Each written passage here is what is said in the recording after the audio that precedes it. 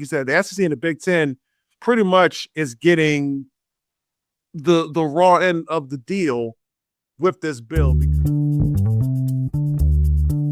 Greetings and salutations, and welcome to the Odd Coaches Podcast, the authentic voice of coaching leadership, where coaching wisdom meets real talk. I am your host, Dr. Keith Adams, and on a very special Throwdown Thursday edition of the Odd Coaches Podcast, our theme today is the crossroads of collegiate athletics.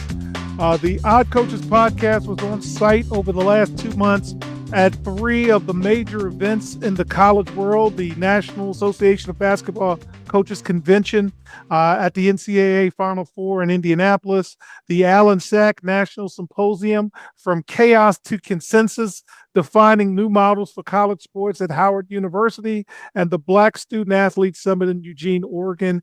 And at each of the stops, our CKA virtual interns were with us. So in segment 1, we're going to talk about the Protect College Sports Act.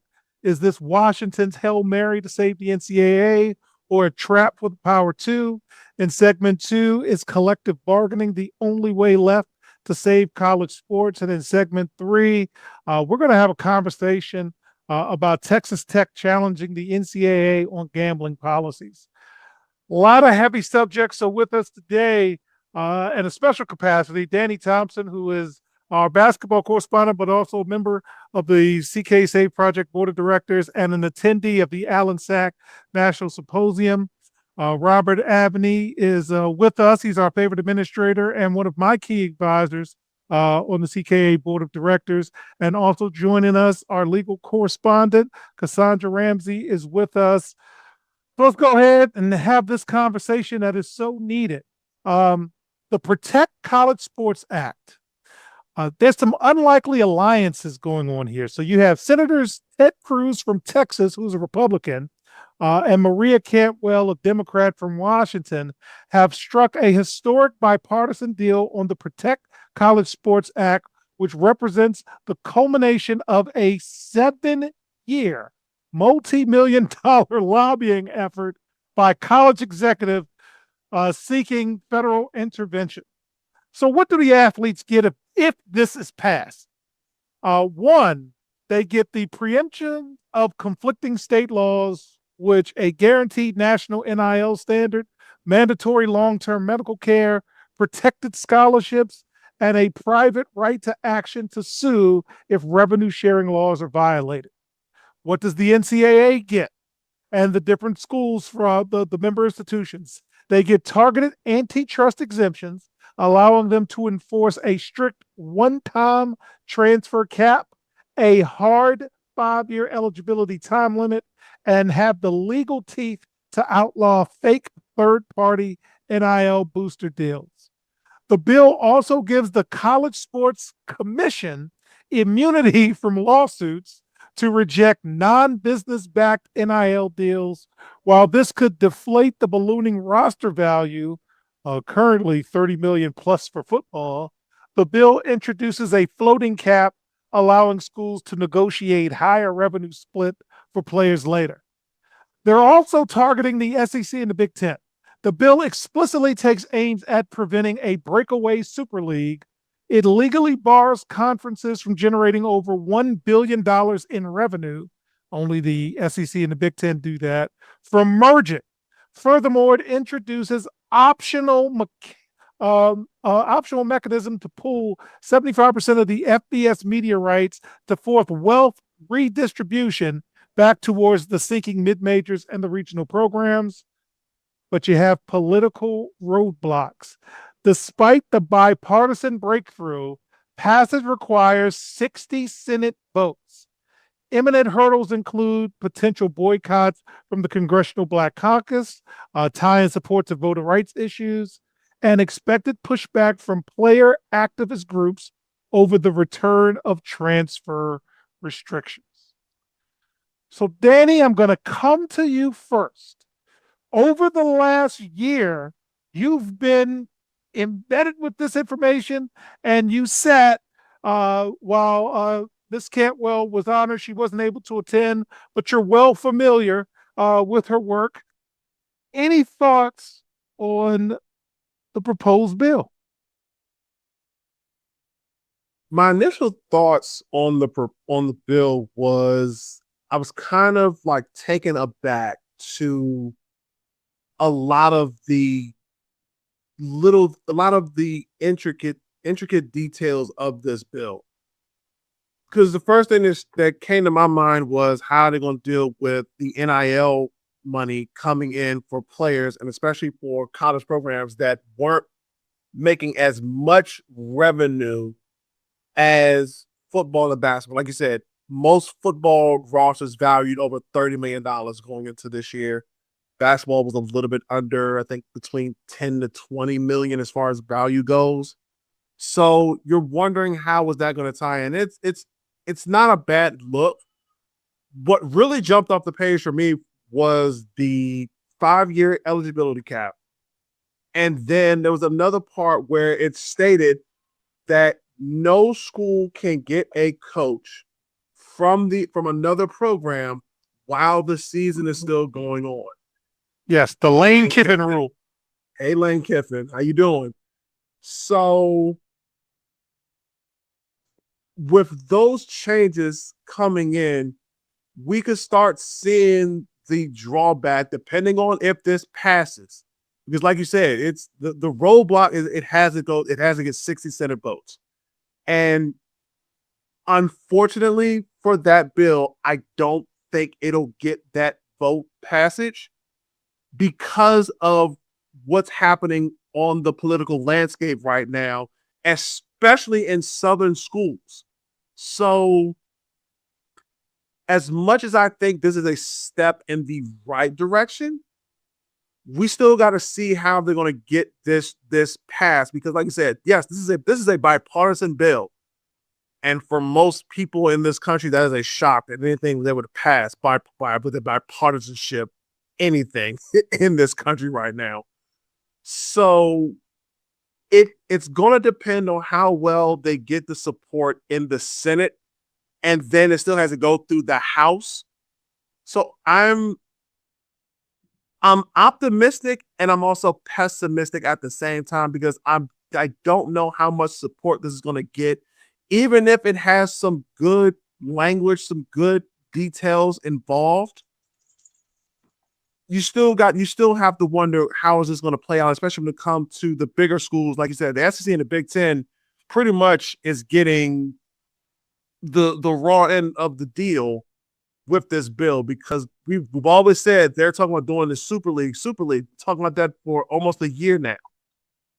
So now what are we going to see when it comes to how are they going to play when, I'm not going to say when, if this bill gets passed? Yeah. So, Robert, I'm going to come to you. For the duration of our relationship, fans, these things have been going on as long as I've known Robert. And we've researched, we've had conversations about it.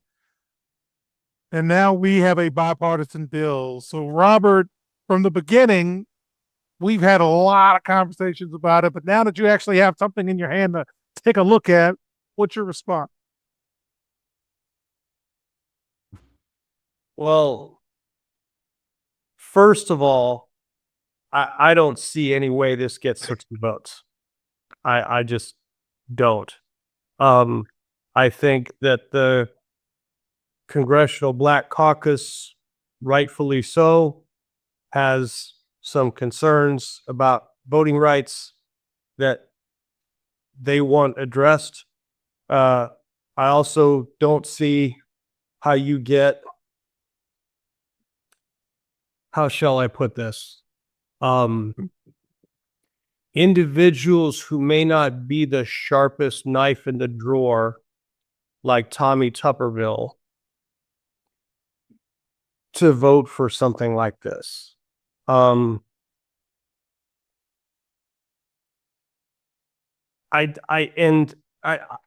whole thing with this is I mean, what you've done, I mean, what this does is this,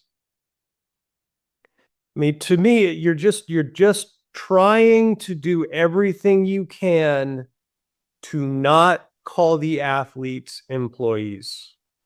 That's it. All of this is a way to keep them from being employees, and I am not a labor person. Cassandra probably knows way more about this than I do.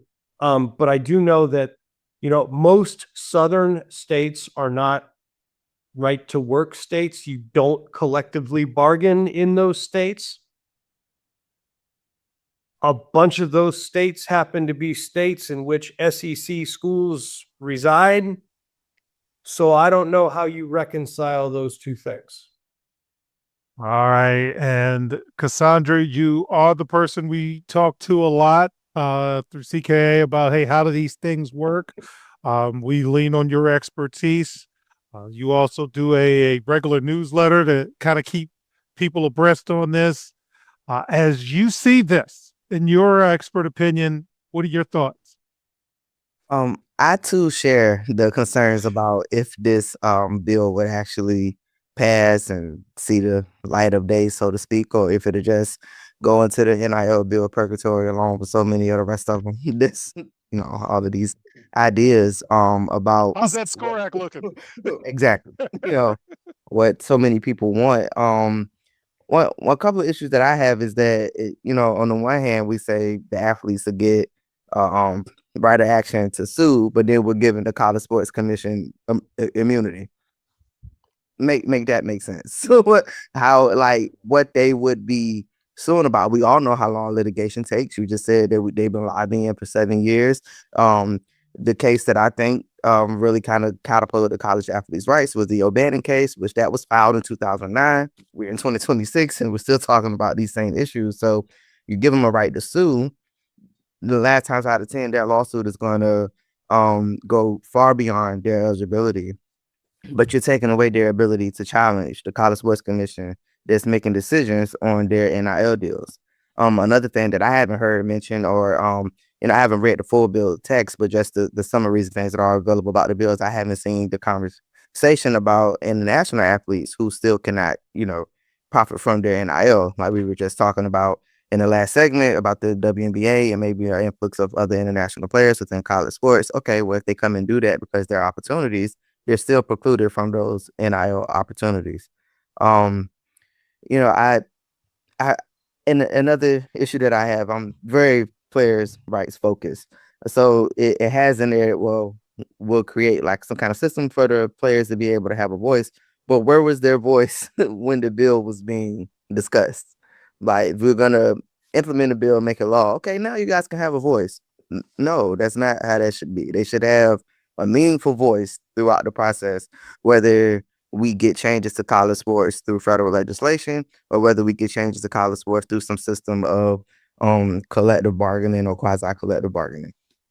All right. So as we transition, as I close this segment, the CK Safe Project is an independent organization, and we're conducting 3 independent research studies, and you can see why.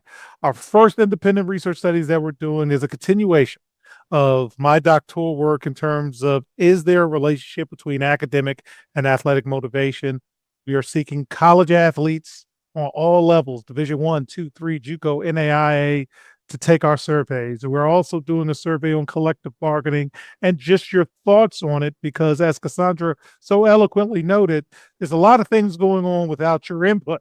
So we would like to try to help get that information into the hands of people who can help with that decision making. And we're also surveying coaches on what it's like to coach right now, because you're doing a lot more than just coaching. So if you're interested in any of these studies, visit us on the web at www.cksafeproject.org. Click the Contact Us tab, fill in your information, your email, and we'll make sure we'll get those surveys to you. And in segment 2, we will have the conversation about collective bargaining and get our panel's thoughts. We'll be right back on the Odd Coaches Podcast. Today's student athletes face pro-level challenges without pro-level support. The CKA SAVE project is here to change that. For 16 plus years, Dr. Keith Adams and his team have provided comprehensive academic and athletic support from middle school through post-graduation transitions. NIL guidance, transfer portal navigation, academic coaching, career planning, they've got it covered. The CKA Save Project. When your future is on the line, experience matters. Learn more at www.ckasaveproject.org. Welcome back to a special edition of the Odd Coaches Podcast, where we talk about the current issues in college athletics. Segment 2, the employee playbook. Is collective bargaining the only way left to save college sports? So, college sports administrators traditionally have fiercely opposed to player employment. But now they are shifting towards collective bargaining as the only viable mechanism to stabilize soaring roster costs and achieve antitrust legal protection. Roster compensation is skyrocketing, with the average SEC football rosters projected at $30 to $35 million this season, pushing towards $60 million by the next transfer window. Budgets are in the red, and schools are dipping into general university funds. Men's basketball is already deemed no longer a profitable sport by some executives. Momentum is building in the SEC and the Big Ten, with both leagues receiving formal label modeling and presentations. However, deep divisions remain. There are critics like Georgia's president who argue that Southern state laws forbid collective bargaining for state employees and warn a massive influx of worker comp claims similar to the NFL. You also have the legal looming shadow of the Johnson versus NCAA court case, which is awaiting a ruling and could legally mandate that student athletes be classified as employees.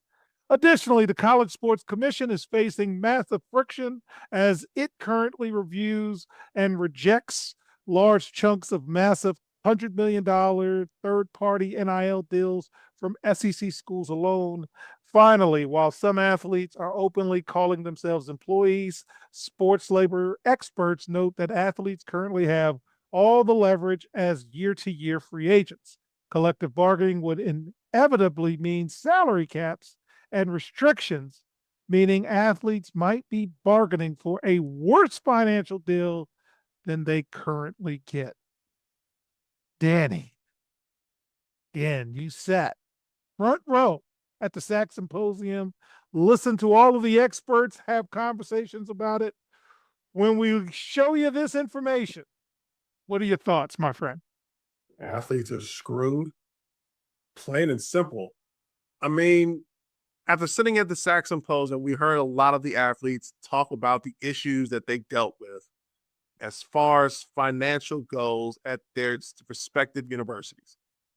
I mean, you saw how there was the one player from Georgetown. She mentioned how the money that the men get significantly dwarfs what the women get in their roster. And mind you, she was also transferred from an Ivy League school where they don't do any of these NIL deals.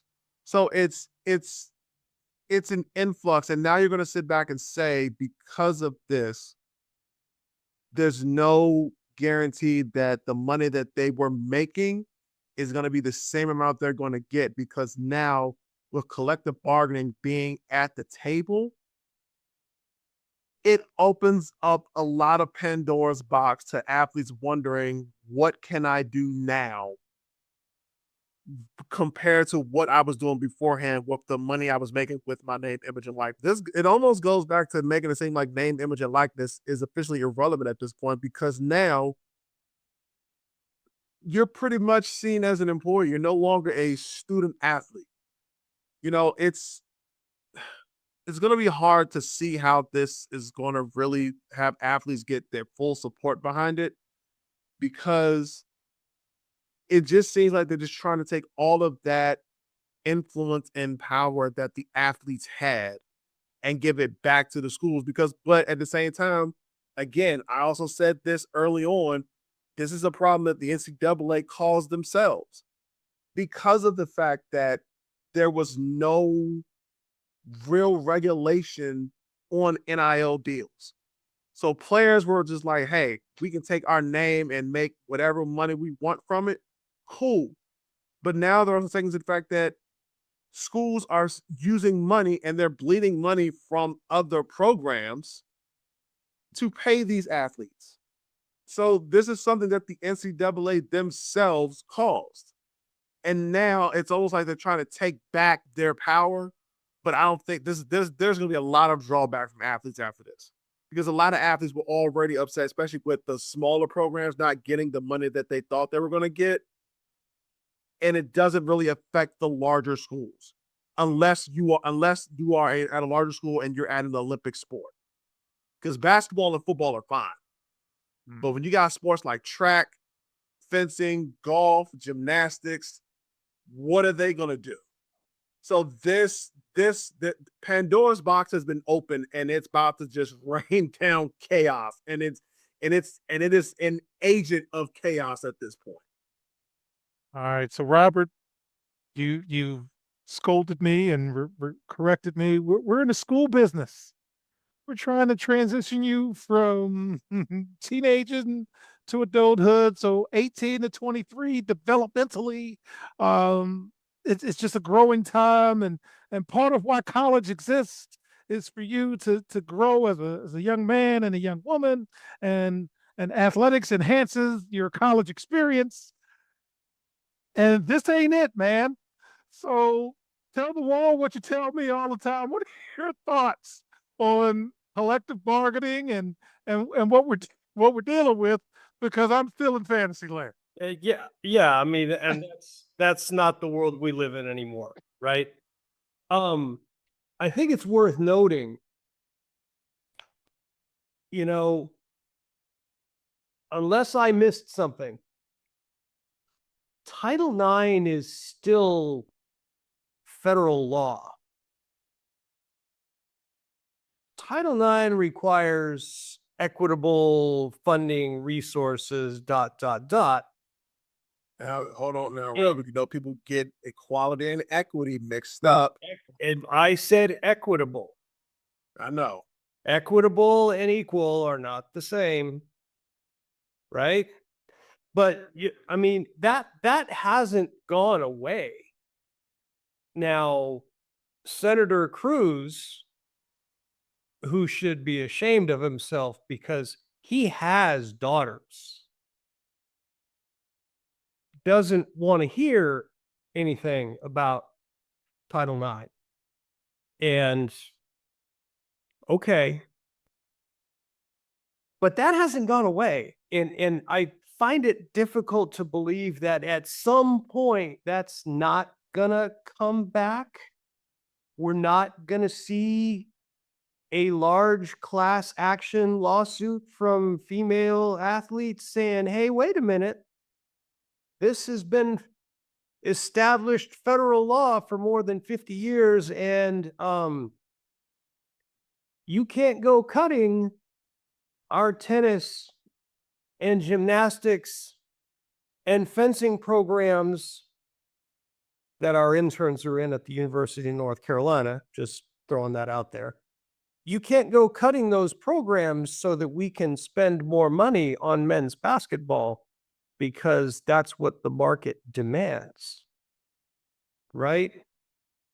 So there's the Title IX piece of it, but also, I mean, you have, with the costs ballooning the way they are, how do you keep those programs and run them in a way where they're competitive? We just saw the University of Arkansas say they were going to cut men's and women's tennis both. And they got donors and people to jump in, and basically they created a situation where they saved the programs. Okay, which awesome. How many donors like that are out there around the country? And how much money do they really have they're willing to spend on intercollegiate athletics? And I mean, University of Arkansas is an SEC school. They're not a big money SEC school, but they're still SEC. They have plenty of money. That might work there. Is that going to work at New Mexico State? Is that going to work at a school like Wyoming? Is that going to work at Howard or Prairie View A&M? I think all of those questions are still out there.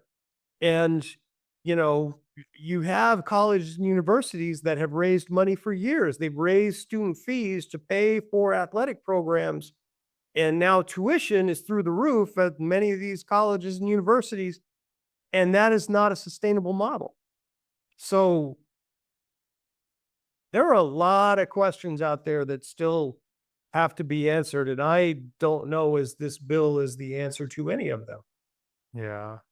And Cassandra, who is the person that I speak to most about these things, just for a knowledge base, as you see collective bargaining, and again, you've schooled me on a lot of this. What is your reaction to what's being presented?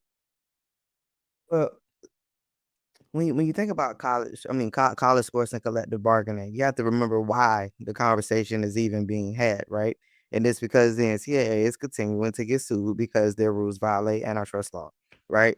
And people bring up collective bargaining and because they're analogizing it with what happens in the professional levels. So but for collective bargaining, you would have the same situation in professional sports where people are suing based on antitrust law because you're restricting the market. If we didn't restrict the market, LeBron James would make $10 billion a year just in the NBA, right? So that's how we have collective bargaining. We have players associations, but you're able to do those things because those players are employees.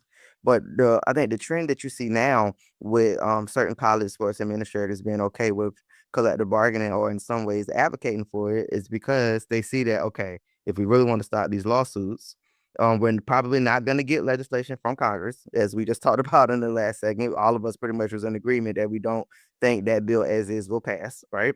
So we can't get it there. The next step is collective bargaining. And it's collective bargaining. Yeah, we tie it to employment. That's why I always say like some system of collective bargaining or quasi collective bargaining, because I don't know that strictly deeming college athletes as employees is the way to go, because there could be a lot of unintended consequences for them on that, route. But the point is to give them a part of the conversation and make them a real part of the decisions that are made so that they stop suing, because we have now come to some kind of agreement and we agree to this, that this is how the system is going to be. So that's going to eliminate the lawsuits and we can start to move forward and navigate college sports in this way. So I think that's the overarching goal when we talk about collective bargaining. But there are a lot of interests that has to be met in college sports that aren't there in the professional ranks. Like we just talked about Title IX. We're talking about Division I, but you still have the conversations too about Division II and Division III. How does that look for them? The Olympic sports, what happens to those sports. So it's really a very nuanced conversation. But I think collective bargaining is still something that I think is going to have to be a part of it, or whatever system is created for the athletes to have meaningful input into the situation. If you just look at what happened with Dartmouth and why they were because why they were given the right to unionize is because there's so much control over what the athletes are able to do. So that's the other thing when we talk about employment, when we put it in employment context of why people say college athletes are employees. It's because of the amount of control that's put over what they're able to do. They're analogous and in some ways are employees. Even at an Ivy League where they don't even give you athletic scholarships, the players were being controlled in a way that put their sport first, not being able to register for certain classes because it conflicts with practice time. These are real sightings that was in the judge's reasoning for allowing them to unionize. So it's not just players wanting to be employees because it's all about money. That's not even what it is. It's you're telling me what I can major in. You're telling me when I got to show up. You're telling me when I got to be this place, that place. And yet I have no voice or no real voice in the rules that are being made that I got to follow. We can't exist like that. All right, that is a good way to leave that. So, fans, in segment 3, we're going to talk about Texas Tech's support of a young scholar who is in some trouble with gambling. We'll have that conversation with our favorite administrator and our team. We'll be right back on the Odd Coaches podcast. Hi, everyone. Dr. Keith Adams here. And for over 30 years, I've dedicated my life to helping student athletes succeed, not just on the fields and the courts, but in the classroom and beyond. And that's why I founded the CKA Save Project. The CKA Save Project understands that finding the balance between academics and athletics is crucial for long-term success. That's why the CKA Save Project offers a range of programs, including personalized consulting, mentorship, and coming in 2027, our innovative Gap Year Basketball Academy designed to assist both young men and women reach their full potential both on and off the court. I'm incredibly excited to announce that the CKA Save Project is now partnering with the Cascade Sports Network.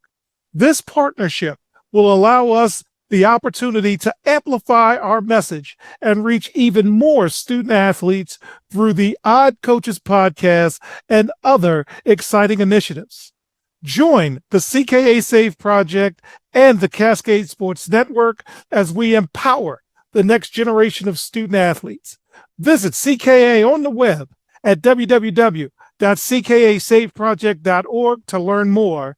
Let's work together to find the balance and help unlock your potential. Welcome back to the Odd Coaches podcast, a special episode on current state of college athletics. And in segment 3, Texas Tech is challenging the NCAA on their gambling policy. So the NCAA has formally denied Texas Tech quarterback Brendan Sorsby's reinstatement request for the 2026 season. The decision adheres to long-standing NCAA precedents regarding student athletes betting on their own sports. Texas Tech is formally appealing the decision. Simultaneously, Sorsby has a court date scheduled soon in Lubbock County, Texas, where he is seeking an injunction to force his eligibility. So let's give you the context for those new to the story. Sorsby has openly admitted to a gambling addiction, which included betting on Indiana football games while he was on the team, though he did not bet on games he played in or against his own team.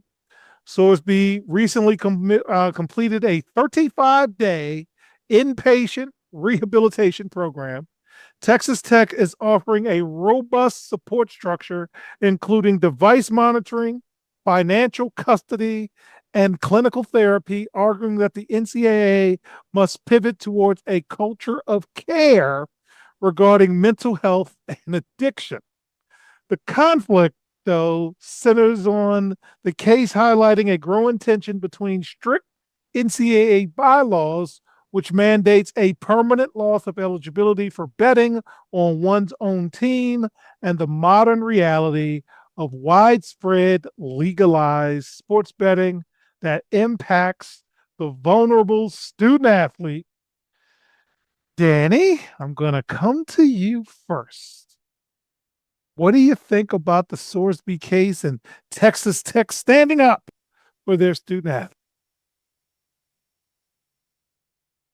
No sympathy for me. None. This is NIU in the 50s all over again. Again, for those who don't know, I am a big guy when it comes to sports history. This has happened before with NIU and the sports gambling scandal that they had, which did not allow NIU and its players to play in the NIT, which was the bigger tournament back then over the NCAA tournament. Mm-hmm. All of those players were arrested, tried, and convicted of illegal gambling and fixing of games because of gambling. Now, Sorsby has said he never fixed the game, but you still gambled on your own team in your own sport. That rule has been in play forever, ever since the NIU scandal from all those decades ago. And now Texas Tech is trying to protect him and get him his eligibility because they know, and let's put this from an athletics perspective, they know they need a quarterback going into this season that are going to do everything they can to fight to bring him in. But you knew the rule going into this. You knew what the deal was, and yet you did it anyway. So, to me, Texas Tech can fight this all they want. This is a fight I think the NCAA is actually going to win, surprisingly enough. They've been on a very terrible loser streak when it comes to court cases. So I think it's to the point now where Sorsby just has to learn that his eligibility is over. I get trying to fight it, but this is a fight that's not going to go your way because this rule has been in play forever. Even if you didn't bet on games that you did not play. This is a fight that he cannot win because this is a rule that has been in place for decades. And they're not trying to have another repeat of NYU all over again. All right. And before you add us and scream at us, it's Long Island University's basketball scandals. So save your nasty tweets. But it did happen in the 50s. So it was Long Island University Blackbirds, and they cheated, and all of that was correct. Cassandra, I'm going to come to you for our legal analysis. You have a young scholar who has an addiction. Okay. When you have a broken arm, it takes 8 to 12 weeks to fix. That's easy to do. But when you talk about mental health, there's always differing thoughts and ideas and so forth. And that's why our favorite administrator is going to go last. When you see both sides of the argument and what Texas Tech is saying and what the NCAA is saying, what are your thoughts? I think it's tough, right? I understand the rule and that is, been in place. And as far as from the court case perspective, probably don't have much of a leg to stand on because when you contrast to other cases, we're talking about anti-competitive behavior that the NCAA is doing.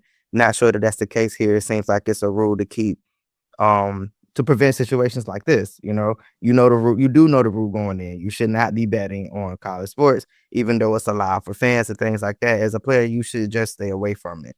But it's tough because you also don't want to just write a person off because they made one mistake, right? So, and they are, the school is trying to help them, albeit we know why, but not albeit we understand that they want to keep their quarterback, understandably so, but also want to help the young man get past this. So, I think it's a tough position for the NCAA to be in, but I also understand if they double down on their rule, because once you open Pandora's box and kind of start to let things go, then the NCAA can open itself up to another situation where it's like, well, why was this situation okay for this player, but not over here okay for this player, which is the very thing that they're fighting with this transfer issue, right? You approve some transfers, you don't approve the others. So no, I can see them in this instance stand strong to their rule. Yeah, before I get to Robert, the school teacher in me is here, never leaves. Texas Tech can help anybody they want. Hey, you don't have to play football to assist a student within the bounds that is enrolled in your university. And schools across the country have mental health centers and supports, whether you're in elementary school, middle school, high school, college, what have you. We can help you with food. We can help you with clothing. We can provide substance abuse training. We can do all types of things, whether you play a sport or not. However, there was a financial transaction, if I am not mistaken, in terms of his NIL deal and going from one school to another. And hey, where's Cincinnati in all of this where he went to school? Hey, where are all of these other places saying, if it is deemed that I knew that this was an issue and I didn't act, where's my responsibility as a school? And as listeners to the show knows, my players will tell you, Adams is super protective about everything and making sure you have the things you need. But if you broke a rule, ask the Campbell kid, you're going to sit down and not play. With that being said, Robert, you're our favorite administrator. This has come across your desk. I have waited a long time to hear how your thoughts on this matter. Texas Tech, NCAA, what are you thinking, sir? despite the cognitive dissonance that exists with the NCAA, because they have corporate gambling partnerships, because you have to in this day and age, because they, it's a source of revenue. I get that. My question in this situation is, you have set up a comprehensive support plan for your $5 million quarterback. Let's just call it what it is. Okay. Monitoring, financial custody, therapy. You've done all of these things. That is a, great resource and support to a young man who obviously has, he obviously has a problem. And regardless of anything else that happens, you hope that he is able to overcome that and live a productive life, right? And would you do this for a backup safety who's not on your too deep? I would submit that the answer to that is probably not. They would have university resources available to them, whatever exists. All of these, Power 4 schools have rather extensive student support resources in place, mental health therapy, that kind of stuff. I mean, would he have that? Of course he would. He would, that kid would have resource, that sort of resource available. But would they do that for somebody who obviously is an integral part of their plan for the 2026 football season? And we're paused. I would submit that they probably would not. And, they know the rule. Everybody knows the rule. Gambling is something that has been shown in any sport that, that is addressed rather harshly. We've seen that recently in the NBA. Historically, you go back to Pete Rose, you go to Shoeless Joe Jackson and the Chicago Black Sox. I mean, all of that history still exists for good reason. And I just, it would not shock me if the Lubbock court grants his injunction. I mean, it's Lubbock, and this is Texas, and Texas is going to do Texas things. But I also suspect that as soon as that happens, the NCAA will take it to, next level, and I can't imagine he's going to be allowed to play. And let's look at it from this perspective. Can you trust that kid? And I mean, granted, we say kids, we're like 18 to 21. I think he's older than that. Can you trust him even with that level of support? Can you trust him? Can your program trust him? What will happen if he relapses? Are you going to keep Texas, if he's shown to relapse during the season, you going to keep Texas Tech out of the playoff? Oh, not at all. And if I'm an NFL team, let's just go take it to another step. If I'm an NFL team, I'm not touching this kid. There's no way. There's no way. Yes, everyone deserves a second chance. 100%. But I mean, you're talking about a lot of money, you're talking about a lot of resources.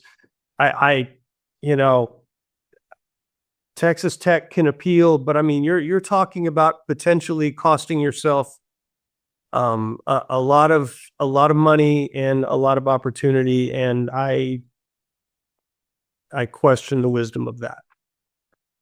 Yeah. So as we wrap up this special edition of the OCP. College athletics is at a crossroads. That's why this episode is titled "College Athletics at a Crossroads." And we have some really tough decisions to make, and we have some really tough things to deal with. And as an organization, the CKA Save Project is at the forefront of dealing with these challenging issues, whether it's our innovative virtual internship program where we provide student athletes the opportunity to have grace-based mentoring as they're trying to live and navigate, as it is our original research where we try to fiercely do our best to stay independent so we can just have the conversation and share the information. I am just so pleased to have a team of folks around us that are well-educated and well-versed on these issues. So on behalf of our cavalcade of stars, I'm Dr. Keith Adams saying thank you for listening and or watching the Odd Coaches Podcast, the global authority on coaching leadership where coaching wisdom meets real talk, also seen on the Cascade Sports Network, and we will see you on the sidelines. Until next time, take care. We hope you enjoyed today's show. The Odd Coaches Podcast drops new episodes every Tuesday, Wednesday, and Thursday. Make sure you subscribe to the Odd Coaches Podcast on YouTube, Spotify, and iHeartRadio. Follow the Odd Coaches Podcast on the X platform at Odd Coaches. Follow Dr. Keith Adams and the CKA Save Project on social media at CKA Save Project. For more information about the CKA Save Project, visit them on the web at www.cksaveproject.org. See you next time on the Odd Coaches Podcast.